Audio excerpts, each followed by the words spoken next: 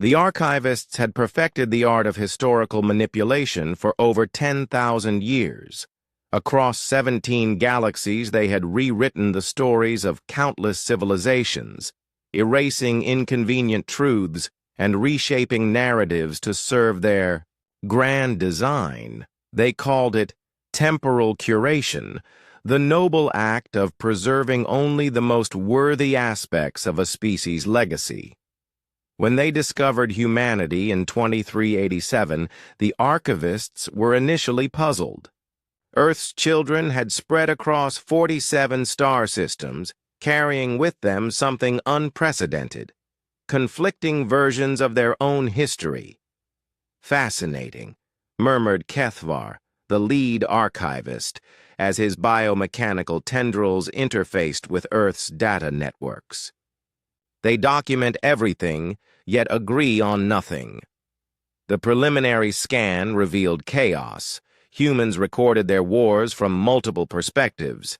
They preserved the accounts of both victors and vanquished.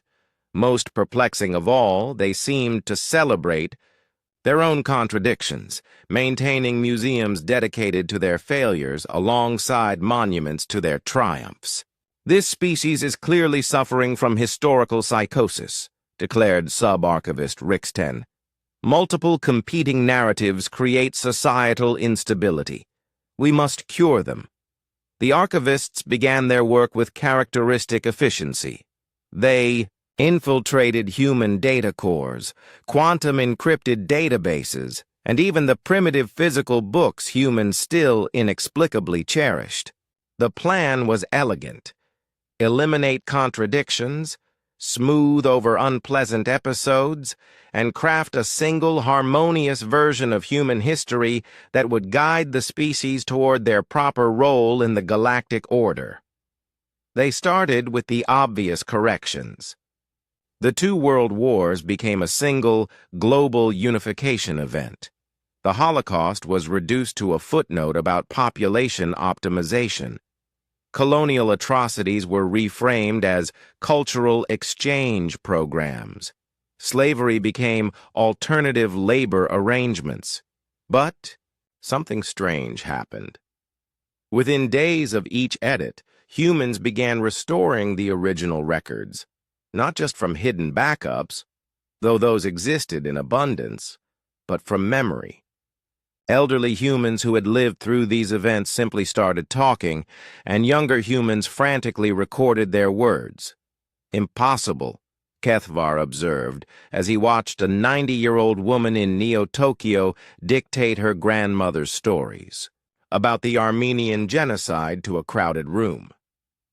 We eliminated all references to this event. Perhaps we missed some data caches, suggested Rixten.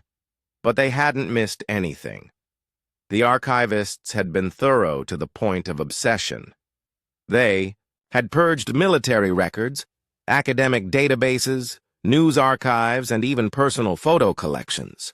Yet humans kept remembering. The revelation came when Dr. Sarah Chen, a historian on Mars Colony, published a paper titled The Persistence of Uncomfortable Truth.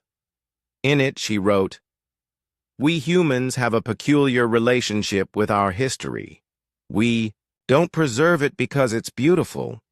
We preserve it because it's ours. Every genocide, every act of cruelty, every moment of breathtaking stupidity, these things shaped us. To forget them would be to lose ourselves." The archivists escalated their efforts. They deployed memory modification viruses, rewrote educational curricula in real time, and even attempted to alter the quantum signatures of historical artifacts. Each intervention met with increasing human resistance. Children who had learned sanitized history in school went home to grandparents who told them different stories. Scientists whose research had been altered simply repeated their experiments. Artists whose works had been censored created new ones, somehow managing to convey the same forbidden truths through metaphor and symbolism. Most disturbing of all, humans began actively seeking out the stories the archivists were trying to erase. The more thoroughly an event was censored, the more determined humans became to remember it. "They're not responding to our curation protocols," reported HFY to the High Council. "They seem to prefer their uncurated history." "Impossible," replied High Archivist Morden. "No species chooses chaos over order, pain over peace. Increase the intervention parameters." But as the archivists intensified their efforts, something unexpected happened throughout human space. The scattered colonies began connecting in ways they never had before. Historians formed secret networks, sharing stories across light years. Underground libraries sprouted on every human world. Parents began teaching their children to memorize family histories. The final blow came when humanity made contact with the Kethmorian Republic, a species that had fallen under archivist curation 3 centuries earlier. The Kethmorians had once been a race of warrior poets, but their sanitized history now portrayed them as always having been peaceful administrators. Within a year of contact, Kethmorian poetry began to change. Ancient rhythms and forgotten words started appearing in their verse. They began asking questions about their past that their curated history couldn't answer. "What have you done?" demanded High Archivist Morden when he discovered human anthropologists working with Kethmorian historians. Captain Elena Vasquez of the research vessel. Truthseeker smiled grimly. "We did what humans do best. We told stories, real ones." The archivist's 10,000-year empire of controlled narratives began to crumble.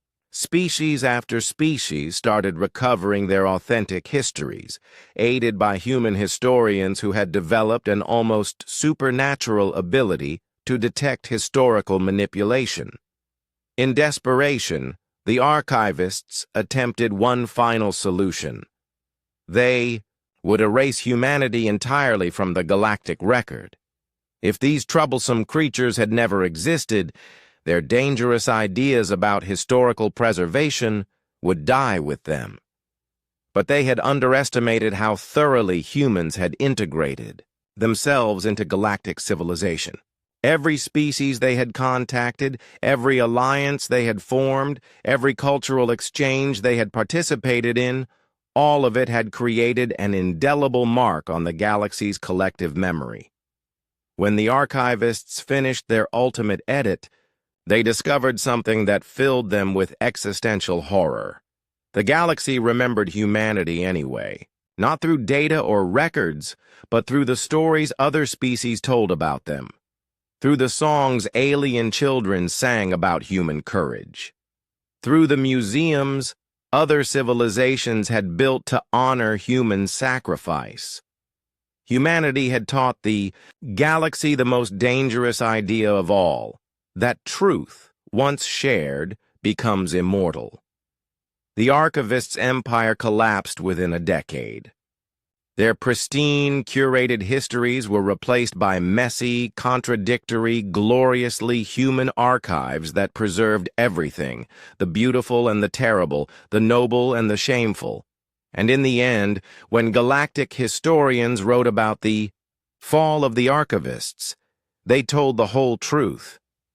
Because that's what humans had taught them to do. The last entry in the archivist's central database, before it was converted into a memorial to historical honesty, read simply, "They wanted us to rewrite their story. Instead, they taught us that some stories cannot be unwritten,